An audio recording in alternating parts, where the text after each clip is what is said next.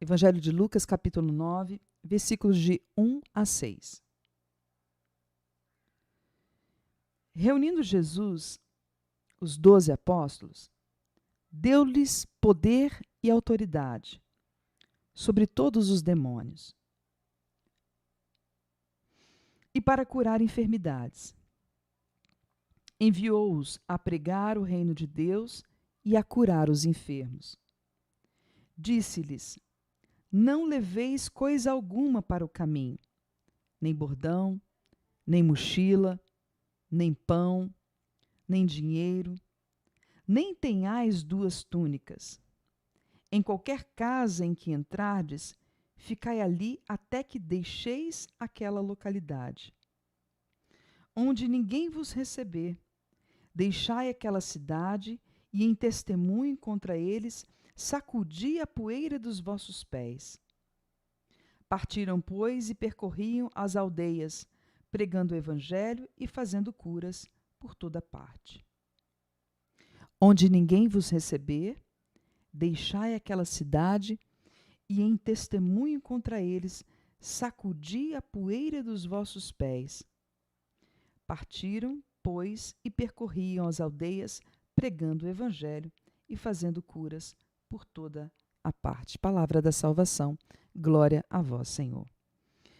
A missão de Jesus, de seguir Jesus, exige despojamento. É assim que o Diário Orante hoje vai apresentar para nós essa meditação de Lucas capítulo 9, versículo de 1 a 6. É assim que ele começa. A missão de seguir Jesus exige despojamento.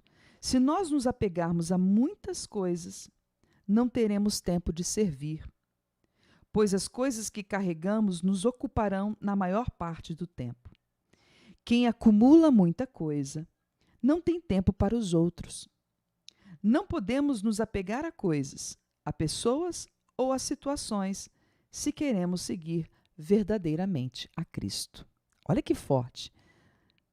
E aí vem o questionamento diante desse evangelho. Jesus pede para não levar isso, não levar aquilo, nem bolsa, nem sandália, nem dinheiro, nem nada, para confiar totalmente nele. Despojados de tudo que essa terra nos oferece. E aqui na meditação a gente vai até mais profundo naquilo que o evangelho nos oferece, quando a gente não medita, não para apenas na questão dos bens materiais, mas também naquilo que ocupa o nosso interior. As situações, pessoas, sentimentos. Hoje no Telegram eu fiz uma enquete a respeito daquilo que as pessoas têm mais apego. Eu coloquei dinheiro, afetos ou a pessoas. Sabe o que ganhou? Os afetos, sentimentos. Essa foi a palavra, sentimento. O que mais as pessoas têm apego? Aos sentimentos.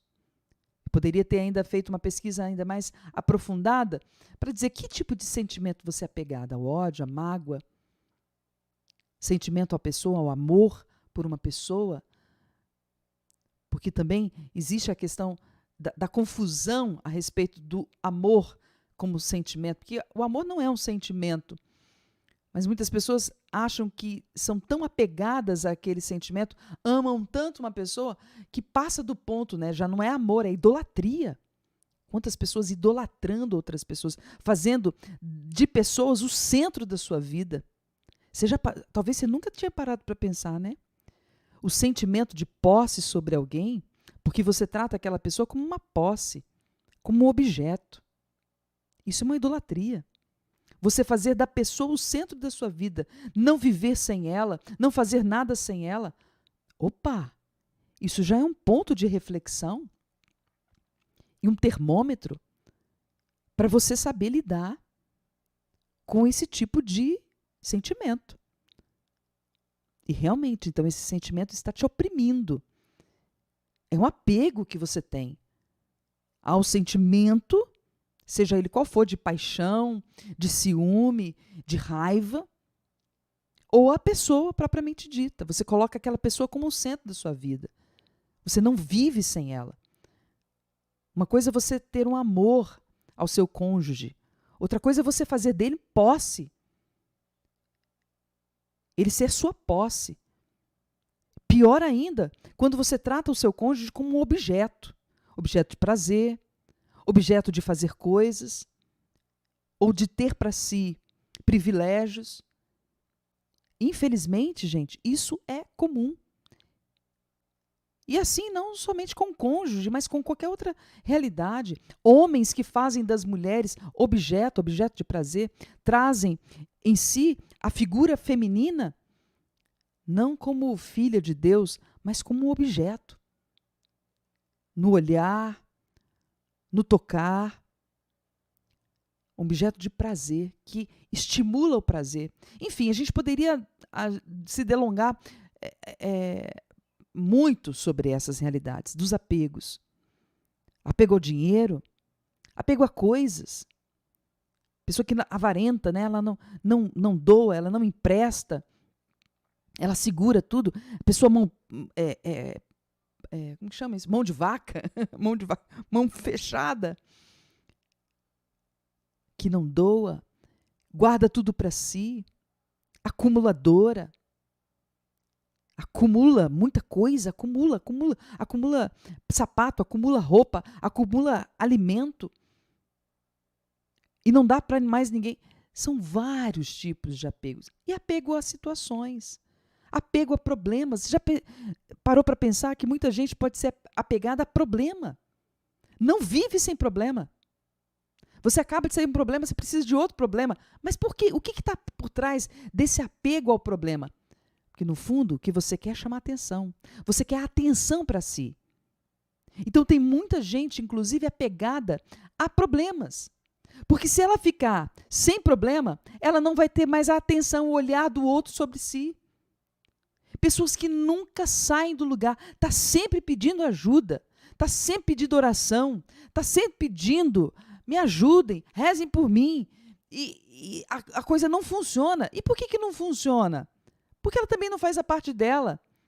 Porque se ela quisesse, ela, além de rezar, agiria para sair daquela condição de vítima, de coitadinha. Prestem atenção nisso. Isso é muito importante. Pessoas apegadas à sua própria imagem. Apegadas àquela imagem de coitadinha, de vítima, de dodói. Porque quando ela resolver aquele problema, meu Deus, não pode resolver o problema. Porque quando ela resolver o problema, ninguém vai estar olhando mais para ela. Vai estar olhando para o outro. E ela não pode perder esse olhar. Ela não pode perder o olhar do outro. Tudo isso que faz parte de uma doença espiritual que se chama apego. Apego da própria imagem, como estava dizendo, a vaidade. A pessoa não pode envelhecer. Começou a ter uma ruguinha aqui, ela corre para o esteticista. Ela corre, não pode envelhecer. A perda da sua juventude, isso é uma tragédia para muitas pessoas. Ela não consegue. Apego a si mesma. Apego dessa imagem. O cabelo não pode cair. Eu não posso ficar doente. E muitas pessoas desesperadas. Meu Deus, a velhice faz parte da vida. Faz parte do ciclo da vida. Povo de Deus. Envelhecer faz parte do ciclo da vida. Nasce, cresce, reproduz, envelhece e morre. Ainda existe. Eu lembro quando eu fiz um curso na Canção Nova mesmo, né, sobre o ciclo da vida, muito interessante com uma psicóloga, e ela colocou até a questão do adoecer. Adoecer como parte desse ciclo da vida natural, que faz parte. Muitos adoecem. Dentro dessa dinâmica, desse estado do envelhecimento, quantas pessoas adoecem? Envelhecer faz parte. E tem gente ainda apegado à juventude. Por isso que não amadurecem. Não se deixam sem envolver-se pela sabedoria. Não se permitem envelhecer e cultivar a maturidade. Por isso tem tanta gente já com idade avançada, infantil, adolescente ainda. Uma crise existencial tremenda. Para dizer a você que existem várias formas de você se apegar. E o que Jesus está dizendo hoje é desapega. Descola. E se você não for aceito, você tem que se desapegar, porque se você está cheio de si, cheio dessas coisas, você não consegue servir. A vida se torna um peso. Se você está cheio dessas coisas, a sua vida já é um peso. Então, servir a Deus, renunciar a alguma coisa, vai ser também peso. Você não vai conseguir corresponder. Você não vai conseguir corresponder. E é interessante quando ele fala, né? Quando você chegar na cidade e não for aceito, sacode a poeira, levanta a cabeça, sacode a poeira e dá a volta por cima e parte para outra. Porque você está falando em meu nome, está evangelizando, as pessoas não querem te ouvir, não querem te aceitar. Você insiste uma vez, convida outra. Seja agradável. Não seja intolerante, não seja arrogante, prepotente, soberbo. Não, isso não.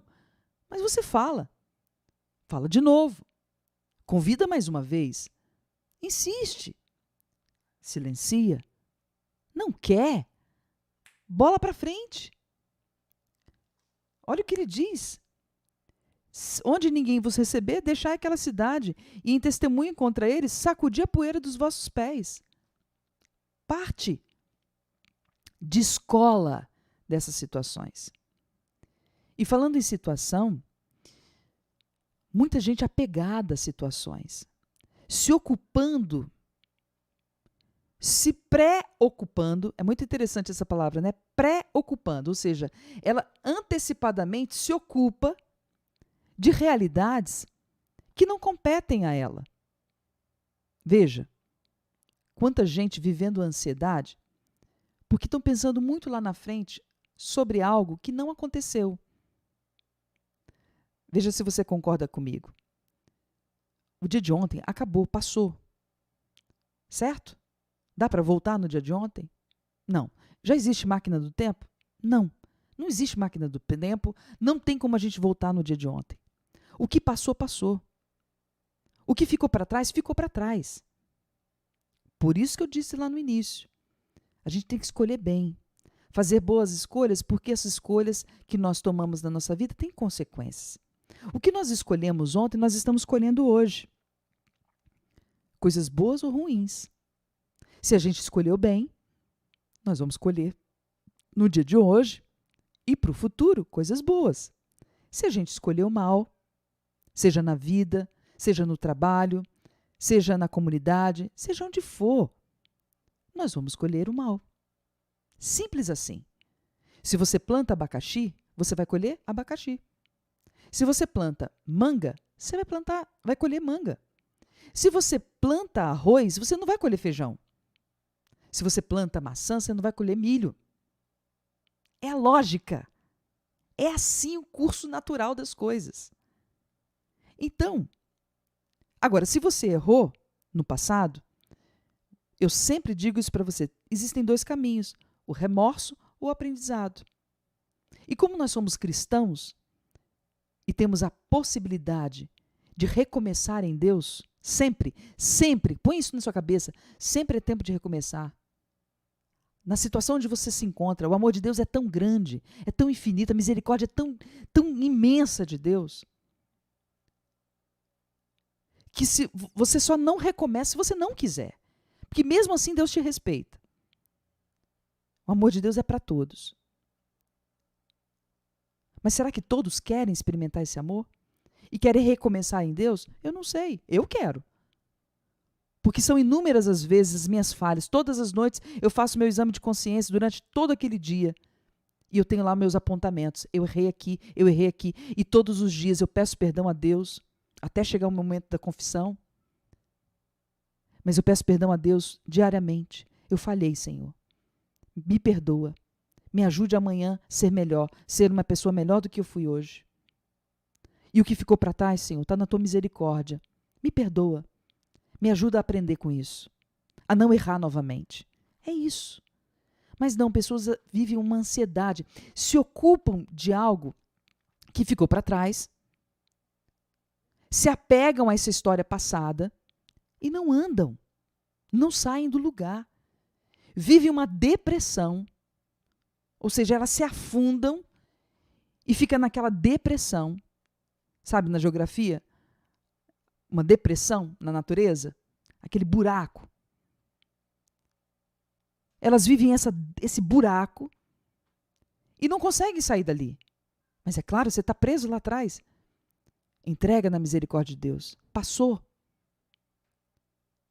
Passou. É preciso se confessar. Arrependa-se. Confesse essa situação. E com a graça de Deus, recomece. Vai ser preciso reparar o mal que você fez? Repare. Repare com o bem. Entende? Vai reparar o mal. Eu cometi um erro. Cometi adultério. Traí.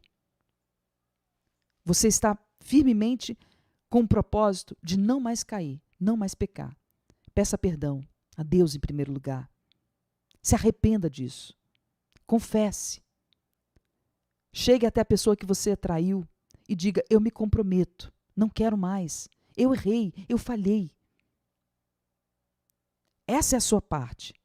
Agora, se a outra pessoa também não quiser perdoar, aí é problema dela. Mas você, na sua humildade, na sua humilhação, faça isso, faça esse caminho. E se essa pessoa te acolher, glória a Deus. Recomece com todo o propósito que você está dizendo, com toda a fidelidade das suas palavras. E será preciso reparar algum estrago feito? Como alguém que estraga o carro, né, bate o carro, precisa de um reparo, precisa de um conserto e precisa de um reparo, precisa trocar peças. Faça isso. Seja uma pessoa nova. Prove que você é uma pessoa nova. Para as outras pessoas, não, para aquela pessoa que você está ali se comprometendo. Só estou dando exemplo para você. Reparar. Se você viveu todo esse desajuste, agora você tem que colocar 10 vezes mais de amor, de dedicação, de atenção. E por aí vai, com qualquer outra situação. Roubou alguma coisa de alguém? Vai reparar, devolvendo. Enfim, são vários exemplos que eu poderia dar, mas não quero me deter nisso. Apenas, só para ilustrar para você. Pessoas ansiosas por algo que não aconteceu. O futuro. Você sabe o que vai acontecer no dia de amanhã? Eu tenho programação para amanhã. Amanhã que dia? Quinta-feira. Quinta-feira eu tenho pilates de manhã. De manhã eu vou acordar, vou preparar o café aqui em casa, preparar as aulas das crianças. Depois eu vou ao pilates. Depois tem que preparar a Helena, vou fazer o almoço. À tarde eu vou levar a Helena, vou preparar a Helena para a catequese. À noite eu tenho 3 lives. Eu tenho a Quaresma de São Miguel, eu tenho o Terço da Batalha e tenho minha live do Clube Força Vitória. Eu já fiz a minha programação de amanhã. Sexta-feira eu tenho reunião, tenho outra reunião e à noite eu tenho o Congresso dos Anjos em Aparecida. Sábado eu tenho programação com a Canção Nova, aqui de São José dos Campos. Vou cantar no Kairos. Minha programação, eu tenho que fazer essa programação. Eu tenho que organizar minha vida. Isso faz parte da vida também. Eliana, mas você garante que amanhã você vai estar ali de pé, às 6:30 da manhã, 7 horas da manhã, para fazer tudo que você planejou? Não. Eu não sei. Eu não garanto. Esse controle eu não tenho. Ou seja, amanhã não me pertence. O amanhã não me pertence. Está nas mãos de Deus. Está na vontade de Deus. Então, eu não sei se eu vou chegar lá. Por que que eu vou me ocupar demasiadamente quanto a uma realidade que não existe ainda? Veja, eu preciso me preparar. Eu preciso fazer a minha parte. Mas eu não tenho condições físicas, emocionais, psicológicas para poder me ocupar disso tudo. Cada dia basta o seu cuidado. Eu me programo para amanhã. Mas se não acontecer, tá tudo bem. Tá tudo bem. Não deu. Não aconteceu. Então, muitas pessoas também apegadas a essas realidades.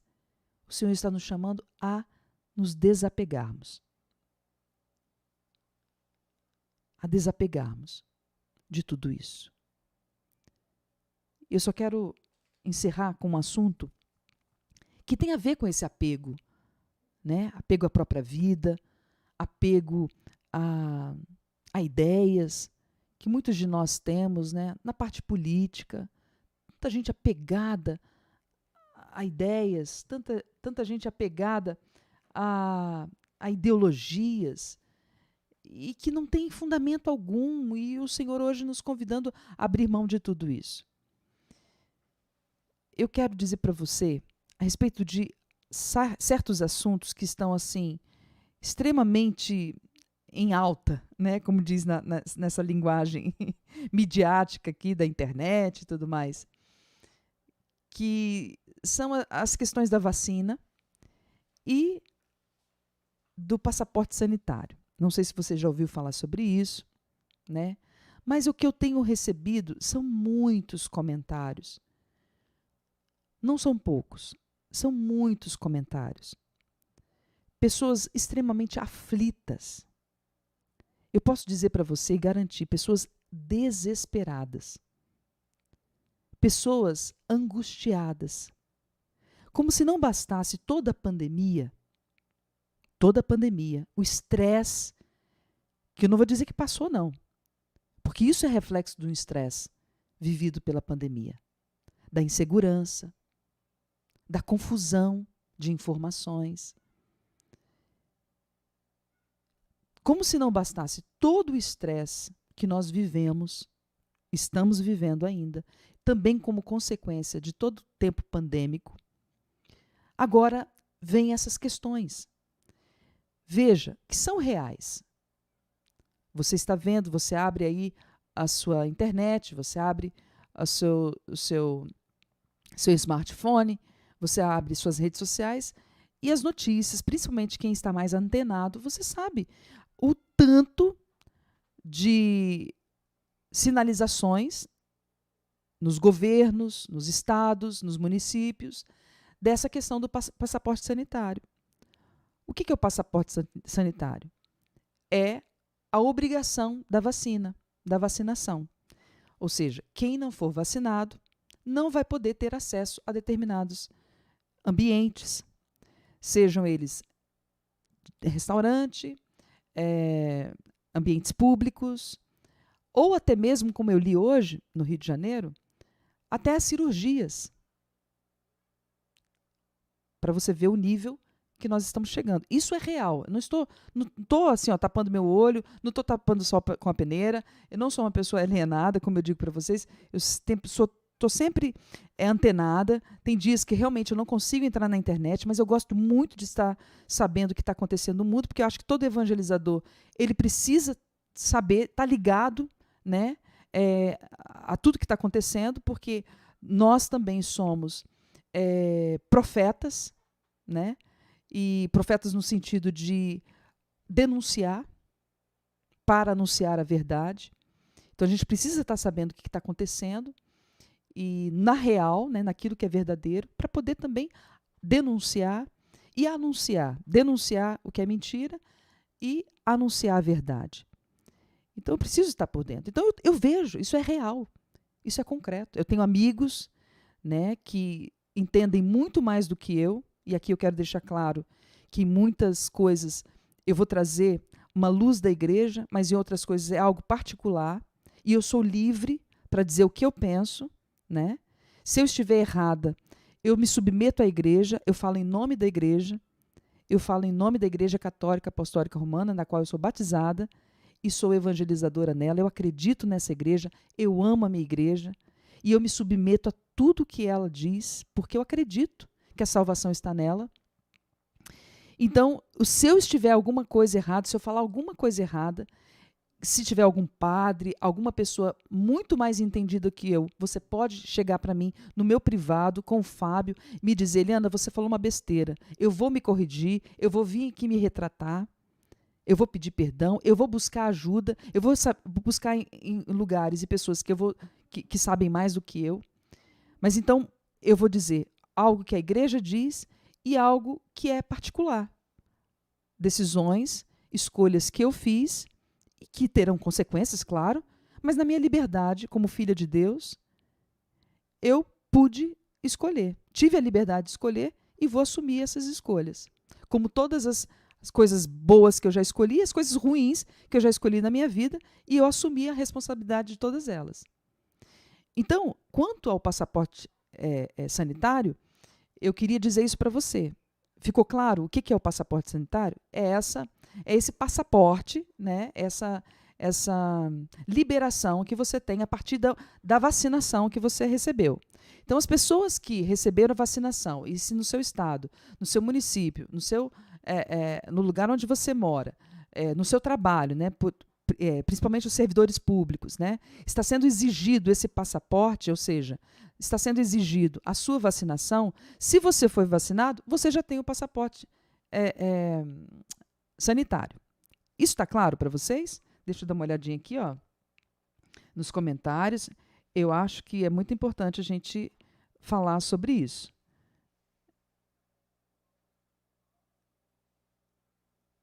Eu não estou...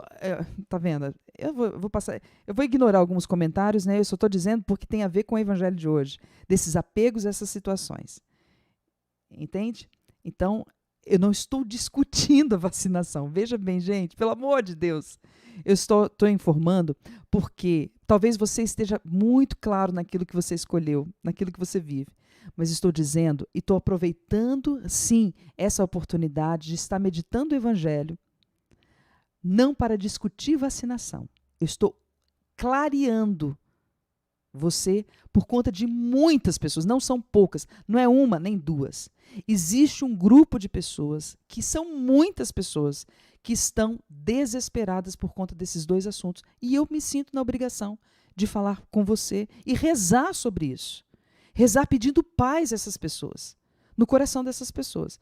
Então, um ponto é esse.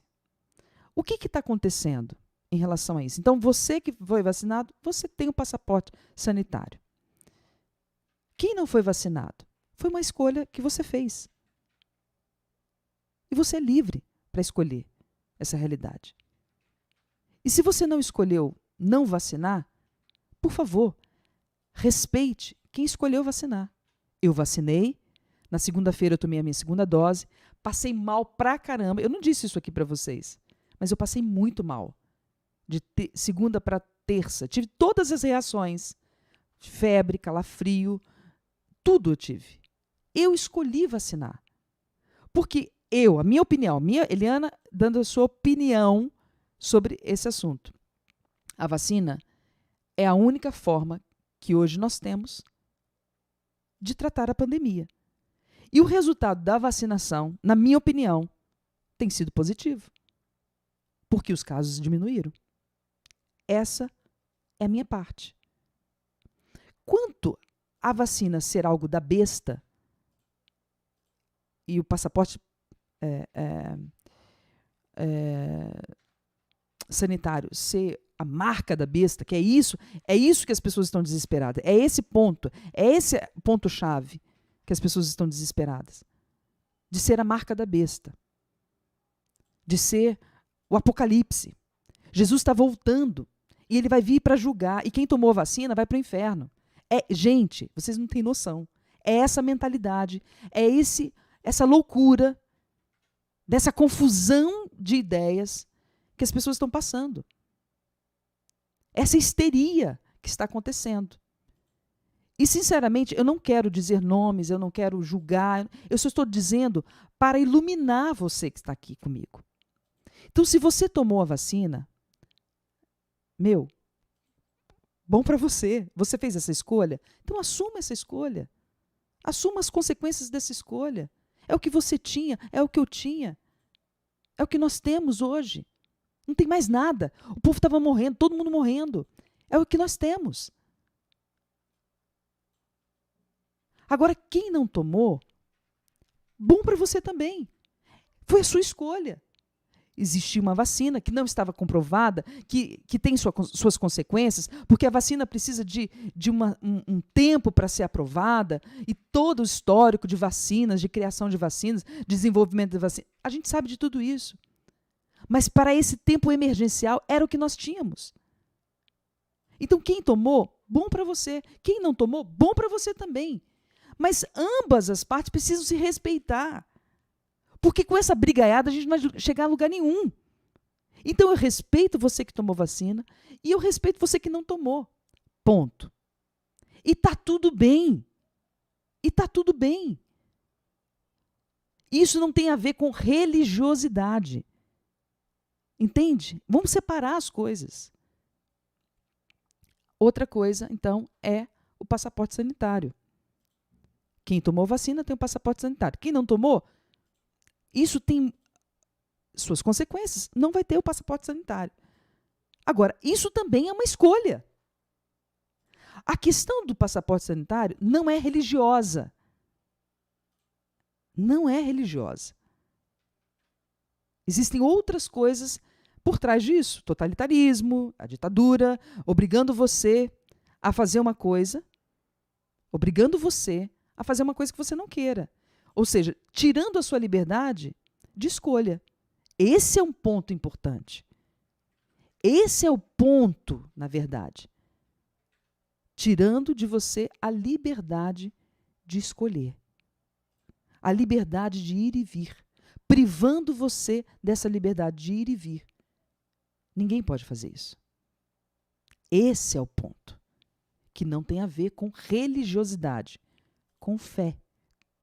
Fé que eu digo de vivência de religião. Claro, por trás disso, tem outras coisas. Tem ideias, tem manipulação. Mas esse é o ponto. Mas você pode escolher, você pode ter escolhido isso. E você precisa assumir essas consequências. Agora, é muito fácil você perguntar para mim, isso é pecado ou não é pecado? Eu posso ou não posso? Meu, usa a sua cabeça. Isso é pessoal. Use a inteligência. Vá atrás. Isso é pecado? Eu vou para o inferno? O que realmente nos leva para o inferno? Você sabe o que te leva para o inferno? Você sabe o que realmente é pecado? Você sabe o que diz a igreja sobre a segunda vinda de Jesus? Sobre a besta? Você sabe o que realmente significa anticristo? Você sabe o que realmente significa a segunda volta de Jesus? A segunda vinda de Jesus? Os sinais dos tempos? Então, são muitas coisas. Agora, uma coisa eu te garanto. Ontem foi dia de São Mateus, e São Mateus, ele descreve algo sobre aquilo que Jesus falou sobre a sua vinda, a segunda vinda, muito incrível. E lá, no capítulo 24, Jesus vai dizer, a minha segunda vinda, ninguém revelou. Nem eu sei, nem os anjos, somente o Pai. Vou pegar aqui para você.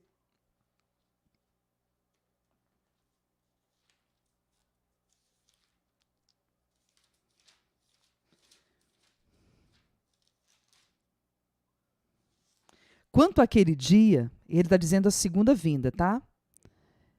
Quanto àquele dia e àquela hora, que dia que o Senhor vai vir? Que dia que ele vai voltar? Ninguém o sabe. Nem mesmo os anjos do céu, mas somente o Pai. Então ninguém sabe essa hora, esse dia. Agora é certo que a igreja, ela vai passar por um momento de tribulação. O catecismo da Igreja Católica, que eu quero trazer para você agora. Antes do advento de Cristo, a igreja deve passar por uma provação final que abalará a fé de muitos crentes. A perseguição que acompanha a sua peregrinação na terra desvendará o mistério de iniquidade, sob a forma de uma impostura religiosa que há de trazer aos homens aparente solução a seus problemas, à custa do abandono da verdade. A impostura religiosa suprema é a do anticristo, isto é, a de um pseudo-messianismo em que o homem glorifica a si mesmo em lugar de Deus e de seu Messias que veio na carne. Essa é uma parte do Catecismo 675 que fala sobre a provação derradeira da igreja antes da volta de Jesus. Então, o que a igreja vai viver nesse tempo? É uma apostasia, um abalo da fé. E o que nós, como igreja, precisamos fazer? Sustentar a nossa fé. Primeira coisa, diante de tudo, então, que está nos acontecendo. Um pouquinho antes do Evangelho de Mateus, vai dizer sobre os rumores de guerra, as pestes, as doenças, os gafanhotos. Também as pessoas que falavam, eu sou Jesus, eu sou o Cristo, eu sou o Messias. Jesus vai alertar, cuidado com essas pessoas, que vão fazer até milagres no meio de vós. Mas não acreditem, porque são os falsos profetas. Então são muitas realidades que nos provoca, como cristãos, católicos, apostólicos romanos, também um estudo, a busca pela verdade nisso tudo. Para dizer que antes do fim dos tempos, na verdade do fim dos tempos não, antes da volta de Jesus, haverá esse tempo. Haverá esse tempo. Gente, nós estamos nos tempos de coisas absurdas. A desconstrução da família, valores que vêm contra a família, contra a dignidade do ser humano, a falta de fé, a apostasia, claro, a crise dentro da igreja, a crise existencial, a crise da família, a crise política e todas essas crises que nós estamos vendo. Eliana, então o que a gente tem que fazer? O que a gente tem que fazer? Do que a gente tem que se ocupar? Aí eu volto no Evangelho de hoje. Aí eu volto nessa meditação do Evangelho de hoje, que é incrível sobre isso. Então, com que eu devo me ocupar? Com o que eu devo me ocupar? Tem gente se preocupando tanto com a volta de Jesus que nem os anjos sabem. Só o Pai sabe. Que se ocupa tanto disso. Que fica, inclusive, brigando com todo mundo a respeito disso. E esquece daquilo que é realmente importante para se ocupar. Se ocupe da sua santidade. Se ocupe do caminho de santidade que você está trilhando. Se ocupe seus pensamentos, ocupe a sua vida, seu coração, seus sentimentos. Encha aí você, se encha de Deus. E se encher de Deus não é se tornar Deus. Você ouviu aqui o que disse no finalzinho do catecismo. A impostura religiosa é quando o homem glorifica a si mesmo em lugar de Deus e de seu Messias que veio na carne. Não é ser Deus, mas se encher de Deus. E viver a vontade de Deus. Se preocupar com o seu caminho de santidade. Você que é esposa, retoma a sua vida de esposa. Se ocupe daquilo que é próprio do seu chamado, do seu estado de vida. Você é solteiro? Você é solteira? Se corrija. Enquanto o Senhor não vem, eu me preparo. Nós nos preparamos. Você que é casado, você que é esposo, agiliza aí. É para agora, é para hoje, não é para amanhã. O ontem já foi. Agiliza esse processo de conversão. Passos largos para se encontrar com Cristo enquanto você tem tempo, enquanto você está no tempo da misericórdia. Porque muita gente se preocupando com o Jesus que vai voltar, e com a besta, e com isso e com aquilo, que não está errado. É preciso dar clareza também às pessoas. É preciso estar atento aos sinais dos tempos, às revelações, às aparições. Claro, tudo isso é importante. aquilo que a igreja diz, o magistério, a tradição e a palavra de Deus, que é o que a igreja nos orienta quanto à nossa vivência de fé católica, tudo isso é importante. Mas tem tanta gente tão ocupada com essas coisas que esqueceu que se o Senhor não vem, eu posso ir. Se o Senhor não vem, eu posso ir. E eu fiquei tão preocupada em fazer tudo que me ocupar, preocupar. Eu fiquei tão ocupada em me ocupar com tudo aquilo que era desnecessário e esqueci de amar o meu próximo.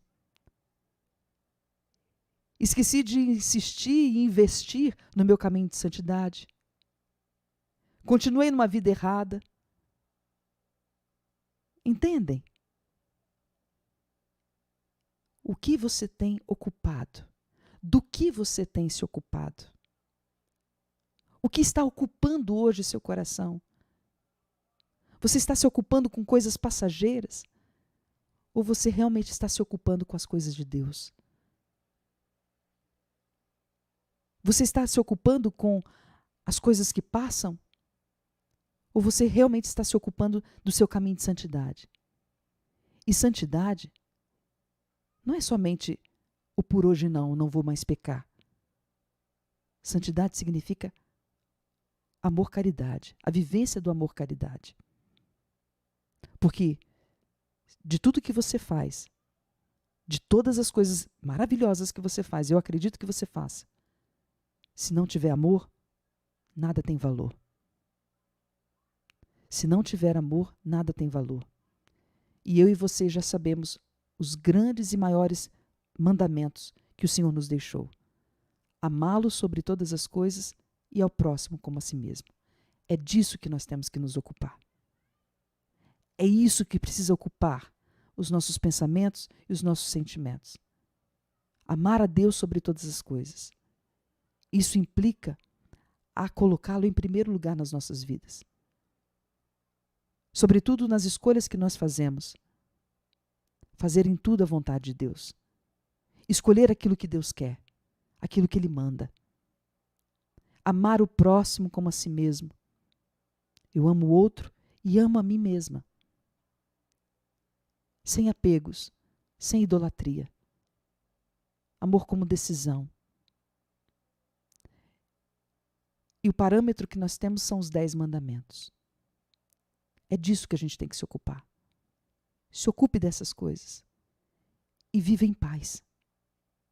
E viva leve, tranquilo, com as adversidades próprias dos nossos tempos, com as lutas próprias, com as batalhas próprias dos nossos dias, sem colocar pesos a mais sobre isso.